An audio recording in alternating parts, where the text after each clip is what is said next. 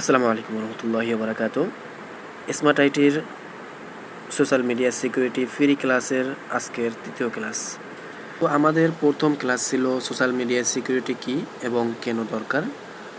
তারপরে আমরা দ্বিতীয় ক্লাসটি করেছিলাম শক্তিশালী পাসওয়ার্ড কীভাবে তৈরি করবেন। তো আপনাদের রেসপন্স আলহামদুলিল্লাহ ভালোই পেয়েছি, আপনার ক্লাসগুলো অনেকেই কমপ্লিট করেছেন। এবং আমরা আবারও বলে নেই, আমাদের এই ক্লাসটি একমাত্র নতুন যারা তাদের জন্য, একদম বেসিক যারা শিখতে চান, যারা সোশ্যাল মিডিয়া সিকিউরিটি সম্পর্কে একদম জানেন না, শুধু তাদের জন্য আমাদের এই ফ্রি ক্লাসটি। আর আমরা রেগুলার ক্লাস না দেওয়ার কারণ হচ্ছে, রেগুলার ক্লাস দিলে আপনাদেরই অনেক সময় ক্লাসগুলো করতে অসুবিধা হয়, অনেক সময় আপনারা অনেক সময় ব্যস্ত থাকেন, তো সেক্ষেত্রে ক্লাসগুলো করতে পারেন না। তো সেক্ষেত্রে আমরা 3 দিন বা 4 দিন পর আমরা ক্লাসগুলো আপলোড করে থাকি। আজকে আপনাদেরকে আমরা যে ক্লাসটি নিয়ে আলোচনা করব সেটি হচ্ছে ফেসবুকে 2 ফ্যাক্টর অথেন্টিকেশন কীভাবে চালু করবেন।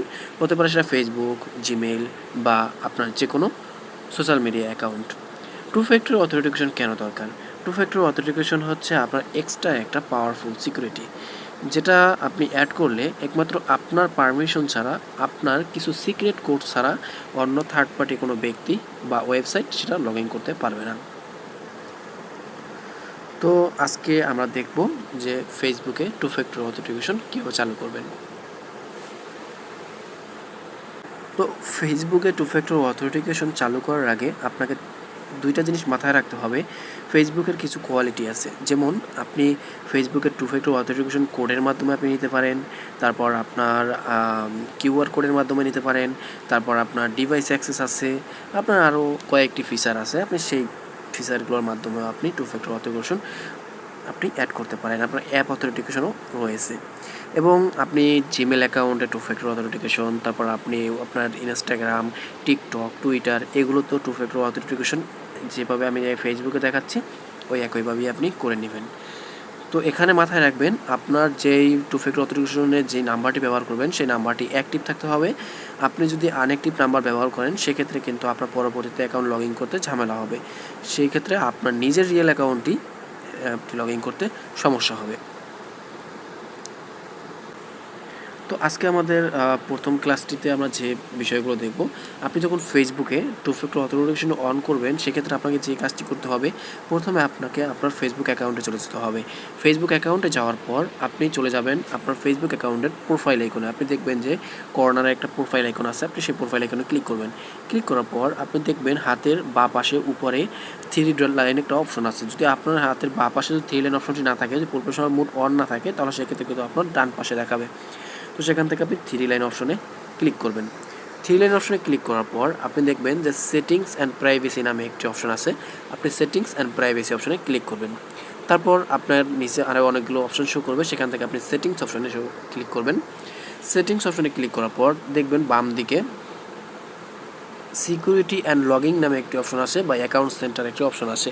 তো আপনি উপরের যে সিকিউরিটি অ্যান্ড লগিং বা অ্যাকাউন্ট সেন্টারে ক্লিক করবেন। তারপর ওখান থেকে দেখবেন যে 2 ফ্যাক্টর অপশনটি দেওয়া আছে। তো 2 ফ্যাক্টর অপশনটি অন করে দেবেন ওখান থেকে। তো আমি আবারও বলে নিই, আপনাদেরকে প্র্যাকটিক্যালি দেখাই দেওয়া হবে। আমি আপাতত আপনাদেরকে ধারণাটা দিতেছি কীভাবে আপনি কাজগুলো করবেন। আমি প্র্যাকটিক্যালি আপনাদেরকে বিষয়টা দেখিয়ে দেবো। তারপর আপনি এখান থেকে যে কাজটি করবেন, আপনি ইউজ 2 ফ্যাক্টর অথেন্টিকেশনে ক্লিক করবেন। ক্লিক করার পর পাসওয়ার্ড দিয়ে পরিচয় নিশ্চিত করে একটা অপশন আসবে, সেখান থেকে আপনি আপনার পাসওয়ার্ড দেবেন। আপনার যে পাসওয়ার্ডটা চাইবে, মানে 2 ফ্যাক্টর অথেন্টিকেশনটি অন করার আগে, মানে আপনি পাসওয়ার্ডটা দিয়ে আপনার অ্যাক্সেস দিতে হবে। তো আমি পাসওয়ার্ডটা দিয়ে আপনি লগ ইন ক্লিক করবেন। ক্লিক করার পর আপনাকে এখান থেকে কিন্তু অথেন্টিকেশন অ্যাপ, গুগল অথেন্টিকেশন বা অথেন্টিকেশন এই যে অপশনগুলো আছে সেই অপশনগুলোর ভিতর নিয়ে যাবে। ওখানে কয়েকটি অপশন শো করবে, সেটা হচ্ছে অথেন্টিকেশন অ্যাপ মানে গুগল অথেন্টিকেশন, তারপর SMS টেক্সট মানে আপনার টেক্সট মোবাইলের SMS নাম্বারে যে SMS-গুলো যাবে সেই SMS-এর মাধ্যমে 2 ফ্যাক্টর অথেন্টিকেশন কোড নিতে পারবেন। তারপর হচ্ছে সিকিউরিটি কি এগুলো আপনি ব্যবহার করতে পারেন। তো সেক্ষেত্রে আপনার কোন জিনিসটা বেশি নিরাপদ, সেখানে হচ্ছে আপনার অথেন্টিকেশন মানে গুগল অথেন্টিকেশন, এটা হচ্ছে সবচেয়ে বেশি নিরাপদ। তো সেক্ষেত্রে এটা আমরা যদি ব্যবহার করি, অনেক সময় আমাদের ডিভাইস যদি অনেক সময় হয় কি, আমাদের যদি মোবাইল ফোনটি যদি হারিয়ে যায় বা আমাদের মোবাইল ফোনটি যদি চুরি হয়ে যায়, সেক্ষেত্রে কিন্তু আমরা অথেন্টিকেশন অ্যাক্সেস নিতে পারি না, আমাদের অ্যাকাউন্টগুলো অনেক সময় লগ ইন করতে সমস্যা হয়।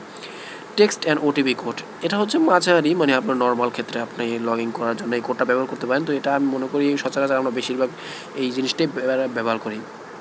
তারপর হচ্ছে ইউএসবি কি সর্বোচ্চ নিরাপদ। এটা হচ্ছে আপনার পেন ড্রাইভ সিস্টেম আছে, আপনি ওখান থেকে ইউএসবি কিগুলো ব্যবহার করতে পারেন।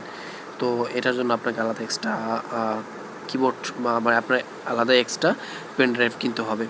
তারপর হচ্ছে আপনার অথেন্টিকেশন অ্যাপ ব্যবহার করলে আপনি এখান থেকে ভালো হয় গুগল অথেন্টিকেশন অ্যাপটি ডাউনলোড করে নেবেন আপনার ফেসবুক অ্যাকাউন্ট থেকে, যে কীভাবে আপনি অথেন্টিকেশন অ্যাপটি এখান থেকে সেট আপ করবেন। আপনি আপনার প্লে স্টোর থেকে গুগল অথেন্টিকেশন অ্যাপটি ডাউনলোড করবেন, তারপর ফেসবুক কিউআর কোড স্ক্যান করবেন। মানে আপনি যখন অথেন্টিকেশন অ্যাপটি আপনি অ্যাক্সেস দিবেন তখন ফেসবুকের ওখানে কিন্তু একটা কিউআর কোড আসবে, সেই কিউআর কোডটা কিন্তু আপনার কপি করতে হবে, মানে আপনার ওখান থেকে স্ক্যান করতে হবে। স্ক্যান করার পর ওখানে যে 6 ডিজিটের কোডটি থাকবে ওটা কিন্তু আপনার ইনেবল বা টার্ন অন বাটনে ক্লিক করতে হবে, মানে ওটা আপনার কিন্তু ওই অথেন্টিকেশন অ্যাপে গিয়ে আপনার ওখান থেকে ইনেবল করে দিতে হবে।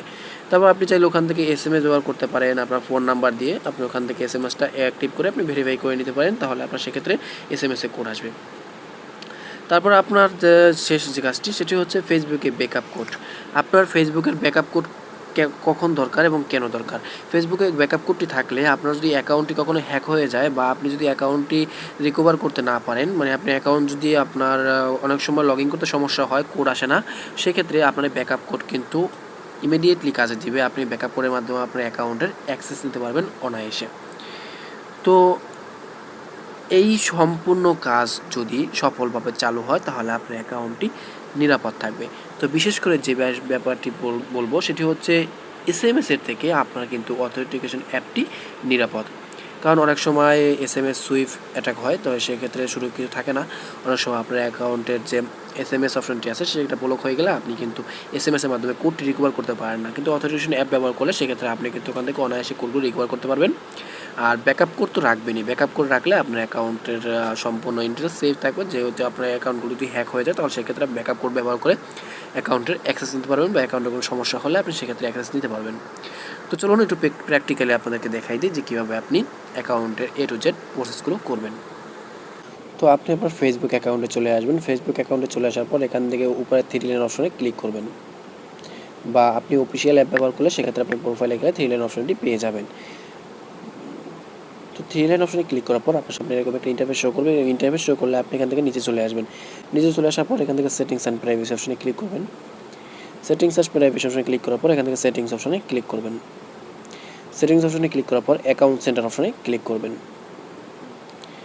অ্যাকাউন্ট সেন্টার অপশনে ক্লিক করার পর এখান থেকে আপনি দেখতে পাচ্ছেন পাসওয়ার্ড অ্যান্ড সিকিউরিটি অপশনে ক্লিক করবেন।